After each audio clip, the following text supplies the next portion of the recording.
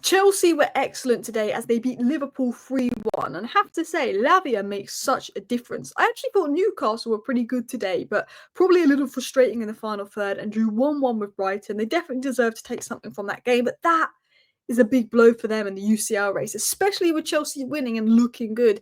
And then we have the Tottenham West Ham game, which very much looked like 16th versus 17th. So I'm going to round up today's game in this video, today's games in this video. We're going to start with Chelsea 1-1 Liverpool. We're going to talk about Chelsea, we're then going to talk about Liverpool, and then we're going to talk about Newcastle today, and then we're going to talk about Tottenham, cover all four teams in one video, because I feel like Tottenham and Liverpool's Premier League games, and like Arsenal, aren't like that important anymore, so I don't know about doing match reactions on them unless it's just like a general roundup. But Chelsea's games are important, Villa's games are important, and Newcastle's games are important, so I will do Premier League videos on these teams and their games. Starting with Chelsea 3-1 Liverpool, which first of all was a deserved win for Chelsea. Now, I never want Liverpool to win. I don't like Liverpool. I never want them to win. But Chelsea winning is a problem. Chelsea winning is a problem, guys. I'm going to explain that now.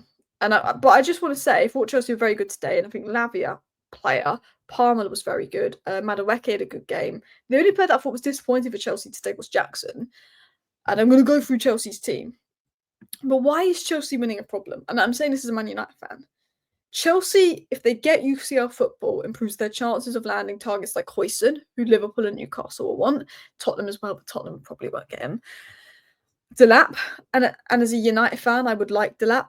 I mean, it's not the end of the world if we don't get him, but you look at it. Chelsea are ruthless in the transfer market. Chelsea are brutal in the transfer market. You don't want to mess with Chelsea. And if they get UCL Football, they've got extra money, they've got extra power. If Chelsea wants someone, they'll go. They swoop in. I thought Man United were going to get Kenda. He is at Chelsea. You know, there's a lot of players Arsenal thought they would get. Is at Chelsea. Liverpool thought they were going to get Casado.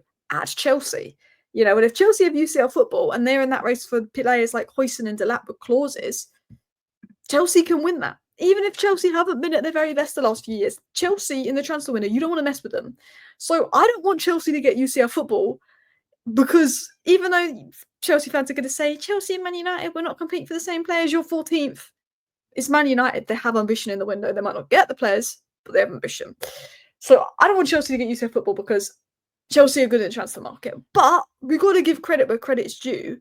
Look, Liverpool probably a bit hungover, but Chelsea, fantastic today. Fantastic. And Forest been dropping points, Newcastle been dropping points, Villa obviously had a few rough weeks, but obviously they did beat Fulham. You know, I wrote Chelsea off just a few weeks ago. I got it wrong. I was like, because I watched Chelsea a couple of weeks ago and I was like, they haven't been good enough. I think they're not going to get UCL. You know, Forest are the ones that look like they're going to miss out. They're really dropping off. I was like, Chelsea, I think they're going to miss out. But Chelsea, you know, they look alive. They're back in that UCL race. And I think the win against Liverpool, but they have been looking better lately. It worked. Today they had a more transitional approach. It worked. Going back to my points here, I think when Chelsea have played more transitional-based football, it's worked better. I'm going to say that now. I think it suits Palmer better. I think it suits Madueke better, the runners. Chelsea, I know Maresca's about possession and principles, but I sometimes think Chelsea play their best football when they don't have loads of possession, but they defend well, and when they attack, they move fast, they're direct. Like, more Jurgen Klopp ball than Pep Guardiola ball, and Maresca is more Pep Guardiola ball than Jurgen Klopp ball, if that makes sense. I do think Chelsea are better in a more transition-based. I will say that. And I also think transition football is the most exciting to watch. I've always said this. You can debate who's better, Klopp or Pep. I think Pep has more trophies to back that up, but Klopp has, you know, spent a lot less money. That's a debate, depending on perspective. But who plays the better football, Klopp or Pep? Klopp on the eye. I think it's better to watch. Pep can be boring. Do you know what I mean? And I felt that Chelsea today, they might have had less possession, but I thought every attack had purpose, and I thought they were better to watch. And I think they should do that more. And I know Maresca's about possession, all of that, but I actually think this suits Chelsea. This was proper Chelsea. But this is massive for Chelsea. They scored 3, they walked away with 3 points. It was 2-1. Liverpool had got back in the game. Could Chelsea hold on? Very good defensive display. And they've now got Newcastle next week, which I'm excited for that game. I'm excited for Chelsea-Newcastle. But let's get into it. Casado was a monster. A monster. Player of the season for Chelsea. I think he's actually been named player of the season, but I saw like Jamie Carragher and he was asked who was Chelsea's player of the season the other week and he said Palmer. No, it's Casado. Every time I've watched Chelsea, Casado's insane. The fact that rivals aren't bringing up Casado's price tag anymore tells you everything you need to know. He can play anywhere. The ground he covers. A player that really impresses me when he plays for Chelsea, but he's made of glass, Lavia. Today, he was baiting the press, drawing in the press. Elliott was coming out of position to try and deal with him, but he's so press resistant, he can evade the press, and then he can play a line-breaking pass. Lavia brings defensive stability, gives Enzo more license to play further forward. But what Lavia has is the ability to receive the ball from the centre-backs back to goal, turn, evade the press, break lines, progress the ball. And every time Chelsea moved the ball, they moved quick. And it made it difficult for Liverpool. And I think Lavia, when he's back and when he's fit, Chelsea play better. That's not a coincidence. I think he's so key. I think he gives Enzo freedom to play higher up. I think he brings a bit more defensive stability. I think Enzo's better in the final third than he is defensively. Casado can do the defensive work. He's just a monster and he can invert a right back, blah, blah, blah, blah. But Lavia, for me, he's massive for Chelsea. I think he's influential. And I think Enzo Maresca got it right starting Lavia. You start Lavia, you play well. You know we can't play 90 minutes, but you've got the lead. You've done well because Lavia's been a part of that. You could take him off. Save him for the next game. Casado, Lavia fit. Chelsea looked better. Casado and Lavia, fantastic players. Enzo's a very good player. Palmer's a very good player. I think he played well. He got his goal. He needed that goal. You could tell by the celebration. But Chelsea have some very good players. They probably need another maybe midfielder for depth because you can't rely on Lavia to stay fit and you don't want to run Enzo and Casado to the ground because you can't rotate and rest them as much in the Champions League like you did in the Conference League. But they're very good. I look at Chelsea, they need a box striker, someone that's going to get on the end of crosses and headers. They're going to need another midfielder for depth. They're going to need that Thiago Silva replacement they never got. They're going to need a goalkeeper. Although, who's the goalkeeper that's doing well? Oh my God, how have I forgot? Petrovic. Maybe. Continuing on, I thought Enzo Fernandez has been very good this season, particularly in the final third when he's had a bit of license. Enzo Fernandez is very intelligent. He makes good runs, he opens up space, he draws out sort of players and movements, and I think he's done well most of this season. I think when he's got freedom to be more box to box, he's not relied on as a DM or a deep line playmaker. He can make those runs, he can get the ball, he's very good on the ball, very good at playing those passes, getting between the lines, progressing the ball.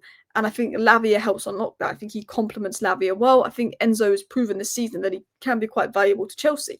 He makes that impact in the second and third phase very well. My standout performers, I thought Cole Palmer's all-round game was fantastic. He was creative, he was a spark, he was playing with confidence, and his goal was key. Chalobah's been good. The way Chalobah was kicked out of Chelsea and pushed out and then just come back in. I've always said this. I said this in the summer. I've got a video somewhere of me saying this. I said Chalobah is better than Disasi. I said if I'm Chelsea, I keep Chalobah and I get rid of Disasi, and I couldn't understand that decision. I think it was PSR related. Chalobah, I thought the second half of last season under Poch, when he stepped in, was really good. I said I'd take Chalobah at United. I wanted United to spend 20 million to get Chalobah. I said he's good. I've always rated Chalobah. Cucurella, good defensive game. We know that he's good inverting going forward. But defensively, I thought he was good.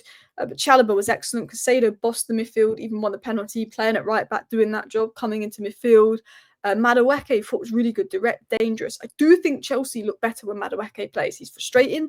He has elements that remind me a little bit of Garnacho as a United fan, where Chelsea are more dangerous when Madueke's on the pitch because he's direct, he runs at people, he makes things happen, he gets in dangerous areas. But sometimes in the final third, there's a selfishness or he makes the wrong decision or he's fluffed the shot. And it's very like Garnacho.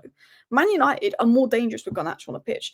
Garnacho makes things happen, he drives. He's got 20 goal contributions this season, but then he'll miss a chance, he'll be selfish. And sometimes I watch Garnacho and I'm like, oh, and other times I watch Garnacho and I'm like, what a game. He was fantastic today. He scored a screamer, he got an assist, but those kind of players that are direct and running, particularly when you're playing a more transitional approach, I think this suits the Premier League. And I thought Madueke, Chelsea are better when Madueke is on the pitch. I think Neto is looking better. Jackson was probably quiet for me in terms of Chelsea players. And I thought for Chelsea, this was one of the best defensive displays. I thought they were compact. They were aggressive when they needed to be, didn't give Liverpool too much time on the ball, disrupted the rhythm, but they were organised. And I think Chelsea, they started really well under Maresca. They've had the drop, but they're starting to improve again. And I don't know if that's because they've had to buckle up. This is Champions League football. They got complacent. Maybe it's confidence, maybe it's a few adaptations, Lavia coming back in, but they look better. And shout out to Chalobah as well. But I think the game plan from Maresca worked perfectly. They let Liverpool have the ball, they absorb pressure, they hit them hard. And I think that suits Chelsea more than what Maresca wants to do with possession. I feel like that's Chelsea. And obviously, with transfer windows and more players come in, you can adapt more to Maresca ball. But I thought you can't do it every game. You can't play a low block you can't play transition football against Southampton or Leicester. But I think it suits Chelsea. I think it does. But obviously more signings coming in will help. But I thought it was very good for Chelsea defensively, where I've been quite critical of them. I think Chelsea going forward have been pretty good at times this season. There was a point where I think they had the most goals in the league and then they dropped off a bit, but it had been defensively. Final thoughts was Chelsea deserved the win. They took the chances. They played smart. Liverpool probably a little bit hungover. Liverpool rested. They rotated. I think I looked at the lineup and I had a feeling Chelsea was going to win. But yeah, there's still a lot of work to do. But top 4, top 5, really possible. Let's talk about Liverpool. Very rotated lineup. I'm going to say this now. Chiesa, 8 minutes. You've won the league. You're not going to play him versus Arsenal because you're obviously going to win that game. Come on. Chiesa. Look, Slot did some rotation. I thought Endo was decent. Konza, he's very... I think Konza needs a loan. I think he's a good player, but I'm not 100% convinced. I think if Konate got injured for 3 months and Kwanzaa had to play for Liverpool for 3 months, I think the difference would show. Elliott didn't take his chance today. Curtis Jones was... I thought Trent wasn't great today. Jota wasn't great today. Nunes was poor. I'm going to say this now. Darwin Nunes, I don't know if that social media posting was real about why he's not getting minutes, la-di-la, but Darwin Nunes, I know he scored the winner versus Brentford. Darwin Nunes, mostly for Liverpool this season, when he's played, when he's had opportunities, has been poor. He doesn't look like he gives a toss some games. Some games he really does, some games he doesn't. He didn't look like he wanted to be on the pitch today. He didn't look like he cared. He wasn't great when he came on. He misses chances. I don't think Chiesa's complained or caused any issues, whereas Darwin Nunes may have put this post on social media. Tell me, Liverpool fans, if that's real or not. I think surely if Darwin Nunes is done, unless you're trying to play him to increase his value, why is he coming on before Chiesa? I get maybe Chiesa can't play in the middle, but he did play in the middle over in Italy, so I think he can play in the middle. Maybe Slot only sees him as a winger. Who knows? But I feel for Chiesa. Give him half an hour. Give him half an hour. Like, Harvey Elliott got a chance, probably could have done better today. Yeah, I thought Liverpool were off the pace. They looked flat. They looked... Why does it say UCL title hangover? Premier League title hangover. I don't know why it says UCL title. Premier League. You haven't won the UCL. That's just me not reading my notes. I apologise. I'm recording this late at night. I'm tired. Arne Slot rotated heavily. And I think today maybe shows why Slot doesn't rotate. I've criticised Slot for not rotating, but not like criticised him. I've said he doesn't rotate. Maybe he should rotate more, but it's very obvious. He knows which players he likes, and it's very obvious he hasn't had any of his own signings come in, which is true. He hasn't, and he's reluctant to rotate, which is why players like Gravenberch have looked exhausted these last 2 months. Gravenberch, big miss today. So I can see now when players have got a chance, and it's not like he's completely rotated the squad. Van Dijk's there, Salah's there. I can see why he doesn't rotate as much, because this was a chance for Harvey Elliott. Didn't do enough for me. This was a chance for a lot of people. Conor Bradley comes on really good, but he has given Conor Bradley chances after Trent. But I can see why he's reluctant, and I can see why Liverpool need 4 or 5 signings this summer just for depth as well. Like, they need a Trent replacement. They need a left back, of course. They need a left-sided defender because Gomez too injury prone. They probably want that DM so Grav can play further up and they can rotate with Grav. Despite Endo, I think, should be getting more minutes. He's not. And then they obviously need the Nunes replacement of striker. You could argue winger, but I think Diaz and Gakpo are good on the left. Salah's good on the right. Chiesa, if he got chances, can be fine to Salah back up. But yeah, I think Gravenberch's been immense this season. I think his absence was clear, despite Endo, I think, doing well. You know, McAllister comes off the bench. Liverpool already looked better. You could tell Liverpool rested. You could tell Liverpool rotated. You could tell Liverpool had already won the league. You know, and it's not the be-all and end-all, this result for Liverpool. But yeah, I think things did show. You can sort of see why Slot sticks to his strongest 11. Like, Nunes, for me, poor, looks disinterested, poor finishing, you know, good athlete, but sometimes he lacks the IQ and mentality to lead the line. He doesn't make the right decisions. I think that, you know, Nunes' minutes should be going to Chiesa, in my opinion. I'm a Man United fan. Look, I don't know the be-all and end-all about Liverpool. Is that the word? I don't know everything about Liverpool. That's a better way to say it. But I would give it to Chiesa. Do you know who's really disappointed me this season? Diogo Jota. He's been clutch at times, fully started all right, but I think he needs to move on as well. I think Jota, there was talk of Diaz going. I'd keep Diaz. I'd move on Nunes and Jota. Kwanzaa's talented, but he needs a low move. I just don't think he's quite there for the big games. He's not Konate. Salah was a bit sloppy, looks exhausted, understandable. I think Salah's just knackered. I think Salah's fed up with the season. He's ready for it to end. To be honest, Harvey Elliott, I would have liked to have seen more of him. Chiesa only 8 minutes, pretty baffling. As I said, I look at Liverpool. They need 4 to 5 serious signings if they want to retain this title. They need a left centre-back, for me. I don't know who they go for. Slotterbeck would be class. Maybe Huijsen, he's 2-footed, he can play either side. Who knows? Kirkhead's coming in, probably. Trent's successor. Striker upgrade. doubt you're going to get Isak. I think you probably look at Akite. Maybe you go for Delap. I don't know. Jao Pedro, Julian Alvarez links. Who knows? Midfielder, I think you might go for Stiller, to be honest, or Adam Wharton. And maybe a winger. What happens with Chiesa? I think he's surely gone. If I'm Chiesa and I'm getting 8 minutes when the league's already won, do you know what I mean? I think, for me, Liverpool, won the league, been fantastic this season, but they're still not complete. They're still not complete. They've done very well this season, but they're still not complete, and I think they need more depth, especially when you go deep into the Champions League, for example. They didn't have Gravenberch, McAllister, or Szoboszlai today, and I know Salah's been immense and Van Dijk's been immense, but I think the main reason Liverpool won the league was Gravenberch, Salah, Szoboszlai. I think that midfield trio has been immense, and I think you could see the drop-off about them. I think Slot's job is rotation without collapse. This was a warning. I don't know what I meant by that. I think what I meant by that was Slot needs more players on the bench that he can trust to rotate in, because that could cost him next season. Now let's talk about Brighton 1, Newcastle 1. I think Newcastle were the better team. I think they played the better football. I didn't think Brighton were very good, but trusted to beat Minter as well. Against the run of play, scores the goal. They make it difficult. Big Joe Linton definitely missed, was not convinced by Willock today. Murphy had a very quiet game today. Bruno Guimaraes probably wasn't at his best. Dan Burn definitely got targeted because of his lack of pace via Minter. I think Livramento and Barnes were decent. Tonali doesn't have a bad game, does he? Isak's probably not at his very best, definitely carrying an injury, but he scored the penalty. I thought Newcastle were the better team. I think a draw is fair. I think they probably, on another day, could have won that game, but it just wasn't going their way today. And again, we just talked about depth from Liverpool, but Newcastle, they're going to be in Europe next season.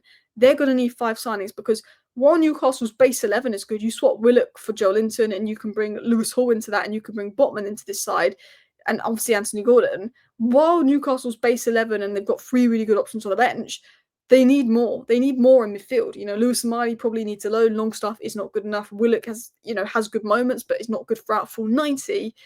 You need another option in midfield if you're going to be in Europe, because if you get an injury to Bruno Guimaraes, Tonali, or Joe Linton, that absence is going to be sin. You need a reliable backup to Isak. You need potentially another centre-back, long-term replacement for Shaw. It's very obvious with Newcastle. Now, I don't think the draw versus Brighton is a disaster. Brighton are a bogey team for Newcastle. I speak to Newcastle fans. They hate playing Brighton. Newcastle also 4th on 63 points. If Forest win their game in hand, they will also go on to 63 points. But Newcastle do have a better goal difference than Forest. But we could be going into next weekend with Newcastle, Forest, and Chelsea all on 63 points. Now, what that means is, if Newcastle lose to Chelsea, they could drop out of the Champions League places, vice versa. Newcastle-Chelsea is going to be the biggest game of next week. It's going to be an absolutely massive, huge game, isn't it? So I can't wait to watch that. But it puts more pressure on Newcastle winning that game. Maybe in the past they could have taken the draw, but they need to win that game. UCL qualification is definitely possible, but you've got difficult games. Do you have Arsenal? Or am I thinking you have Chelsea, then you have Arsenal, who, to be honest, you do beat Arsenal and haven't been great. And Everton's always a difficult game because they can just park the bus. It's going to be difficult for Newcastle, but I think they can do it. I think you have the quality to do it, but I think Joe Linton is a big miss. I think you played it well overall. You lacked a bit of quality in the final third. I thought you were the better team. You switched off for their goal.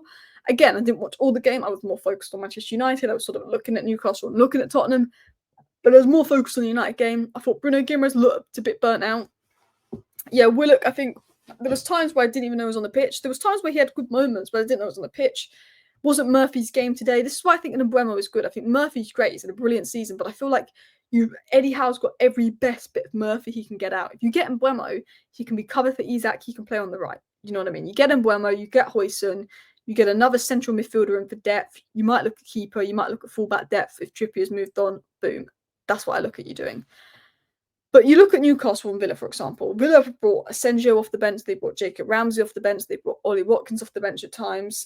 Camara, Amadou Onana off the bench. And in Newcastle, they've had players like Gordon on the bench. But then, okay, there's a midfield issue. Longstaff comes on. There's an attacking issue. Wilson and ECILA. There's a defensive issue.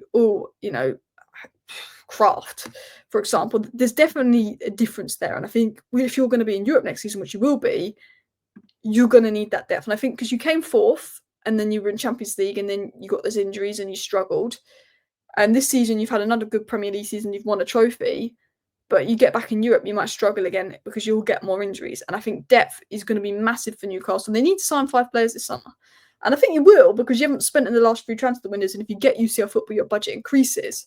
But yeah, I think you lacked Joe Linton's physicality and energy today. I think Willock, Longstaff and Miley haven't offered enough lately. Now, that might sound harsh on Miley. I like Lewis Miley. I think he's a great talent. I think Lewis Miley's going to be a top player, but I think he could need a loan. But I do really like Miley. Longstaff just isn't the level. It's just not the level. Like, let's be honest. And Willock, he's had good moments at Newcastle, but I think he looks done. I think Newcastle progressing to another level above him. I think you need a midfielder for depth. I think you need a pacey centre-back. I think you need a striker backup. You probably need a bit of depth for fullback. Livramento and Hall was great, but maybe another option there for depth and, rotation right winger. I think that's what you need. Anyway, let's get into last bits. I thought Barnes and Livramento had some good moments. I think the link up on the left has been decent. I think Newcastle, you have Isak, Bruno Guimaraes, Tonali. You've got world-class players there. Build around them. I think keep them this summer, build around them, and you can do good things next year. I think the transfer window and recruitment will be key. I also think there's just a little bit of a mental reset probably needed. Last but not least, we're going to talk about the worst game, Tottenham and West Ham. I'm not going to spend too long talking about this because it was, to be honest, a pretty crap game. I'm glad I was more focused on the Man United and Newcastle game. I'm not going to lie.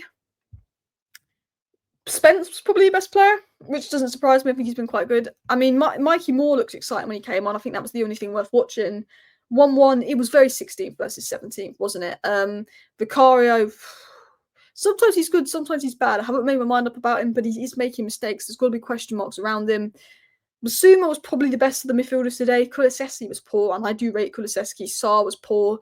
Bergvall being injured, a big miss. Bergvall and Maddison was definitely missed today. But look, this game means nothing for Spurs, let's be honest. And they look like a team where this game meant nothing. This game meant nothing for Spurs or West Ham. They just want the season over, and you could tell that. But what's weird is I feel like Ange ball doesn't exist anymore. I feel like even when Tottenham were bad, you would see elements of Ange ball. When today Tottenham aren't keeping the ball, they aren't doing this, they aren't doing that. Even the basics of Ange ball have gone. Even if you win the Europa League, I just think it's the end for Ange. I think Ange ball was just gone. I think this club is just drained. I think fans checked out. I think players are checked out. The focus is on Thursday night. There's the mental fatigue there. Look at Man United, look at Arsenal, look at Tottenham in the league.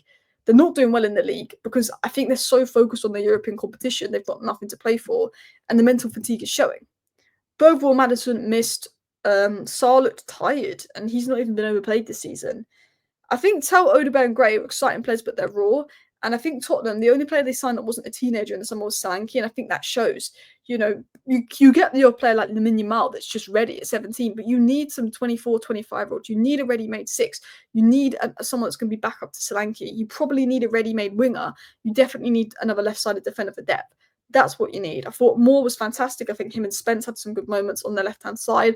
I think Moore maybe could have played more minutes today, considering he's probably not going to get a sniff in the Europa League and you want to rest. Tel had good moments, but I thought his end product was a little bit poor today, but that's what you expect with a young player.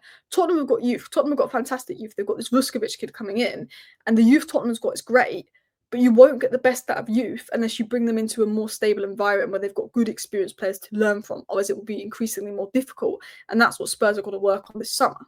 Richarlison, didn't notice him, again, but I didn't watch the whole game. Odegaard, goal aside, not much really happened, but I like Odegaard.